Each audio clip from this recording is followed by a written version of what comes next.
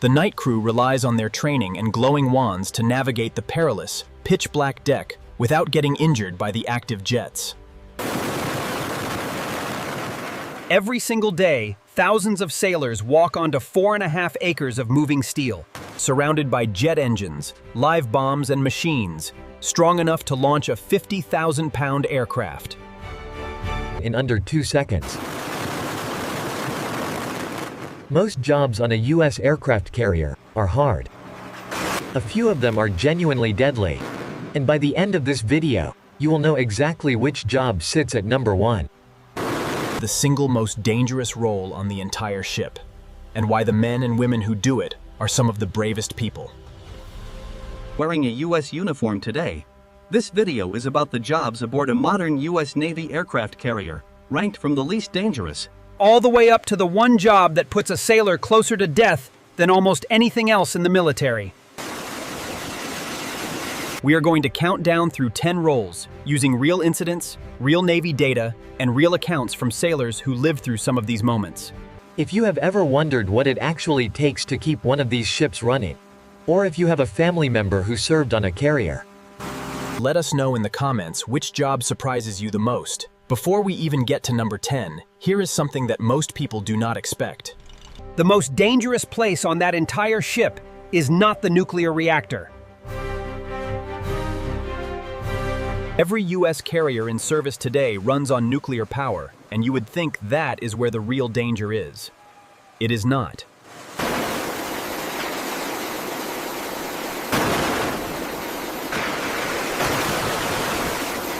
Where sailors work just a few feet from screaming jet engines and moving aircraft every single day. That is where our list begins. At number 10, we have the culinary specialists and laundry crew. These sailors are not walking anywhere near a jet engine. Their biggest daily risks are burns from cooking equipment and long hours on their feet. But do not let the low-ranking fool you. These sailors feed thousands of people 3 times a day. In a kitchen that is rocking with the ocean. It is exhausting, physically demanding work, and without them, nobody else on this list could function. Respect where it is due. Number 9 belongs to the aircraft elevator operators and hangar bay handlers.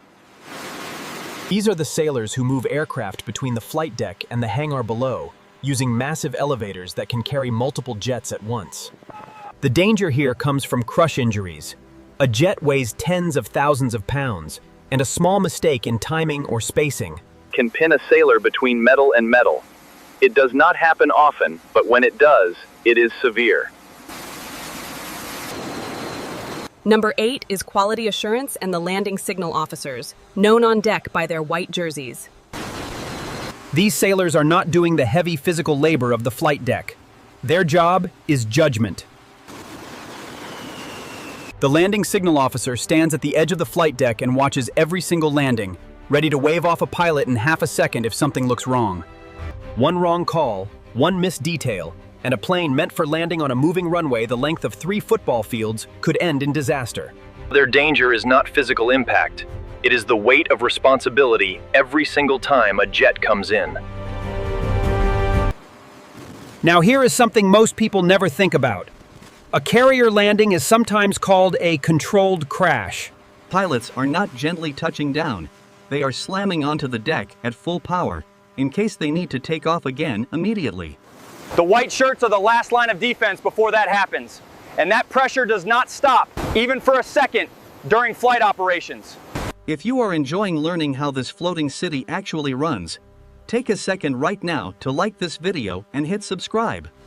Most people watching this will not subscribe, but it genuinely helps this channel keep making videos like this one, and it costs you nothing. Number 7 is the plane captains, known by their brown jerseys. These are the sailors, often quite young, who are personally responsible for one specific aircraft. They check the fuel, the tires, the panels, everything. Before that jet is cleared to fly. If they miss something, a pilot's life depends on it. Their physical risk on deck is moderate, but their psychological weight is enormous. Every flight that takes off successfully is partly because a 20-year-old sailor did their job perfectly, under intense pressure, with almost no room for error. Number 6 is the aircraft directors and shooters, known by their yellow jerseys.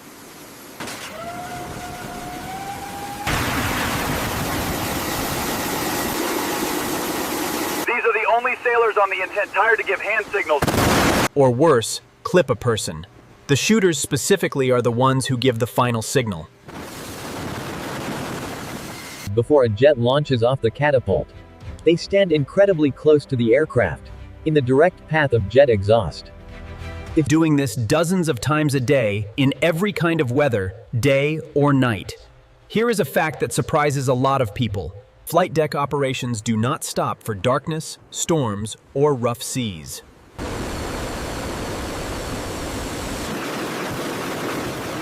Night landings on a carrier are considered one of the single hardest tasks in all of military aviation. And the yellow shirts are out there directing traffic in pitch black conditions, with nothing but glow sticks and hand signals to guide multi-ton aircraft safely.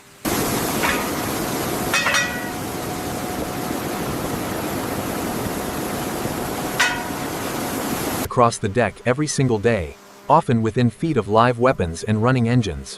One spark, one leak near the wrong spot. And the result could be catastrophic. It is physically exhausting work too, dragging heavy fuel hoses across a moving deck in extreme heat for hours at a time is no small task, and they do it while every other danger on this list is happening around them at the same time. We are now halfway through this list, and the danger only increases from here.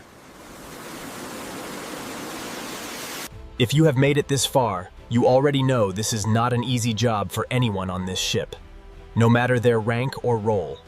Number 4 is the ordnance handlers, sometimes called the red shirts, along with the crash and salvage crews. These sailors physically load, arm, and move live bombs and missiles across the flight deck. They work with weapons capable of massive destruction, and they do it by hand, often just a few feet from moving aircraft and running jet engines. Any mistake here is not a minor injury. It is potentially fatal, not just for one sailor, but for everyone nearby. The crash and salvage crews wear the same red jerseys, and their job is running toward danger when something goes wrong. Whether that is a fire, a crash, or a downed aircraft, while everyone else is trained to move away from an emergency. These sailors are trained to run straight into it.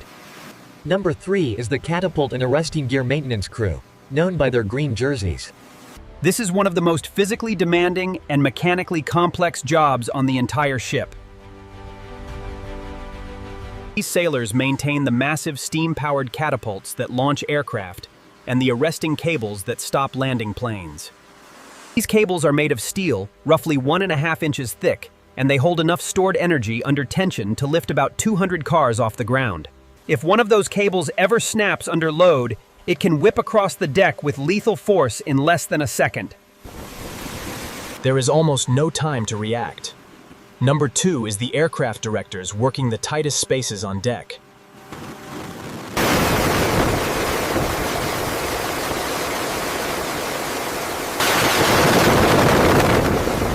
During Operation Desert Storm in 1991, a flight deck sailor was actually pulled into a jet engine intake during operations. He survived, but only because his helmet and jacket were pulled in first, slowing him down just enough. Number 1. The most dangerous job on the entire aircraft carrier belongs to the aviation boatswain's mates. Known as the hook runners. These sailors wearing green jerseys have one of the most nerve-wracking tasks in the entire U.S. military. Their job is to run out onto the flight deck immediately after an aircraft lands and reset the arresting cable by hand. So it is ready for the very next landing. They are doing this while other aircraft are circling to land, while jet engines are roaring nearby, and while the clock is ticking, because another plane could be touching down in under a minute.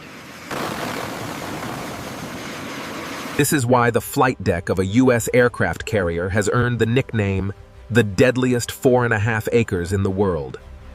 It is not an exaggeration. Between routine operations across decades of carrier service, the vast majority of on-the-job fatalities In the entire Navy have happened right here, on this deck, doing jobs exactly like the ones we just walked through. In 1981, aboard the USS Nimitz, a jet crashed on the flight deck during a night landing. In 1981, aboard the USS Nimitz, a jet crashed on the flight deck during a night landing.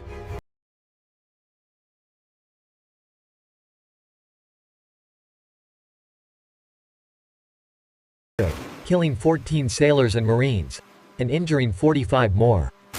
It remains one of the most sobering reminders of just how unforgiving this environment can be, even when everything is being done correctly. Of just how unforgiving this environment can be, even when everything is being done correctly. And yet, every single day, thousands of young sailors still walk out onto that deck.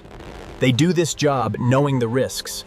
And yet, every single day, thousands of young sailors still walk out onto that deck. They do this job knowing the risks, because the mission depends on it, and because keeping this country's aircraft carriers running is one of the most important jobs in the entire U.S. military. These are not reckless people. They are some of the most disciplined, well-trained sailors in the world. And the respect they deserve cannot be overstated. If this video gave you a new appreciation for what our sailors go through every single and subscribe for more videos like this one.